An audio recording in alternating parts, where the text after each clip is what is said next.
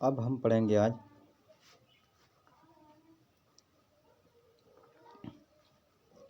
Physical state of solid. Physical state of solid यानी कि भौतिक अवस्था के आधार पर पदार्थों का वर्गीकरण। तो अब देखिए, भौतिक अवस्था के आधार पर पदार्थ तीन प्रकार के होते हैं। एक होता है ठोस, दूसरा होता है द्रव, तीसरा होता है गैस।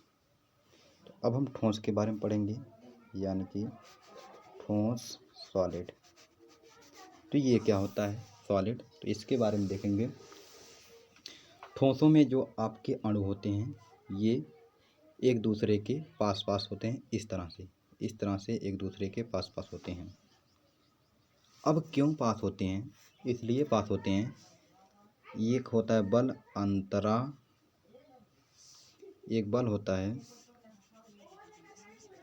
जिसका नाम है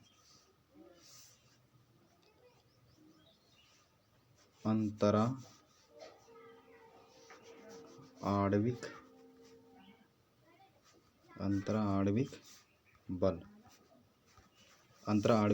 बल।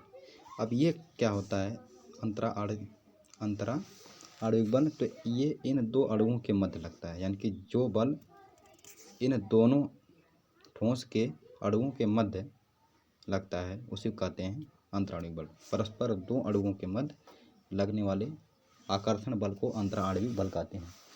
तो ये ठोसों में अणुओं के मध्य जो अंतराणविक बल होता है ये बहुत ही ज़्यादा होता है, जिसके कारण अणु क्या होते हैं, एक दूसरे के पास पास होते हैं। अब देखिए, एक चीज़ होता है अंतराणविक दूरी। अंतराणविक दूरी क्या होता है? जैसे ये मान लीजिए कोई ठोस है, इसके दो अणु हैं। अब इन दो अणुओं के बीच की जो दूरी होती है उसे क्या कहते हैं, अंतराणविक दूरी। तो ठोसों में अंतराणविक दूरी लगभग क्या होती है, 0 के बराबर होती है। लगभग क्या होती है, 0 के बराबर होती है। अब और ठोसों के बारे में बात करते हैं। ठोस का आयतन। तो ठोस का आयतन क्या होता है, निश्चित होता है। ठोस का आयतन निश्चित होता है। निश्चित क्यों होता है? जैसे कोई ठोस है, मान लीजिए जैसे डेस्टर है, चाक है, ये सब ठोस है। तो इसको कहीं भी रखोगे तो जितना स्थान यहाँ पर गिर रहा है उतना स्थान वहाँ भी गिरेगा। जैसे क्लास के अंदर रखे तो जितना स्थान गिर रहा है, बाहर रखोगे वहाँ पर भी उतना ही स्थान गिरेगा।